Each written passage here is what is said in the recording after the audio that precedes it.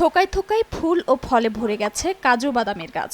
সাধারণত বন্যাপ্রবণ এলাকার বাইরে পাহাড়, টিলা ও উঁচু এলাকার অ্যাসিডিক মাটিতে কাজু বাদাম চাষ হয়ে থাকে। তবে এবার বরেন্দ্র এলাকায় উচ্চ মূল্যের এই ফসল চাষে উজ্জ্বল সম্ভাবনা দেখা দিয়েছে।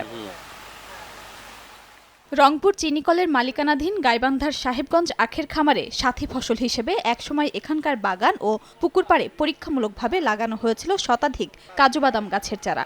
এখন এসব গাছে ধরছে বিপুল পরিমাণ কাজু বাদাম। গত কয়েক বছর ধরে তেমন কোনো যত্ন ছাড়াই এই খামারের 10 একর জমির অর্ধশতাধিক গাছে প্রচুর পরিমাণে কাজু বাদাম উৎপন্ন হচ্ছে। সম্প্রতি এসব গাছ দেখভাল করছে উপজেলা কৃষি বিভাগ।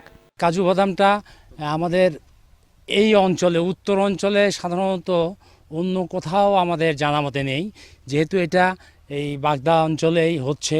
এটা অনেক দামি একটা ফল। অত্র এলাকার কোথাও কোনো এই গাছ নাই, তবে এই সাবমারা ইউনিয়নের বাগদা ফার্মে এখানে সেই কাজু বাদাম উৎপাদন হচ্ছে। কালার এক্সপার্ট, জর্জ স্যাপ এবং মাইল্ড অন হ্যান্ডস টেকনোলজি সমৃদ্ধ অরিক্স ক্রিস্টাল ওয়াশ আপনার লন্ড্রি এক্সপার্ট। উচ্চ মূল্য ও ব্যাপক চাহিদার এই পণ্য দেশের চাহিদা মিটিয়ে বিদেশে রফতানি করেও লাভবান হওয়া সম্ভব। সফলতা আশায় গোবিন্দগঞ্জ উপজেলার বরেন্দ্র এলাকাগুলোতে সম্ভাবনাময় এই বাদামের বাগান গড়ে তুলতে কৃষকদের উৎসাহিত করছে কৃষি বিভাগ। কাজু বাদামের বাইরের দেশেও যেমন চাহিদা রয়েছে, বাংলাদেশেও দিনকে দিন এইটার চাহিদা বাড়তিছে।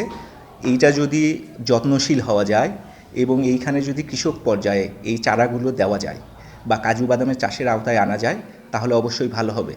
এইটা আমার জানা মতে পাহাড়ি অঞ্চলের একটা গাছ।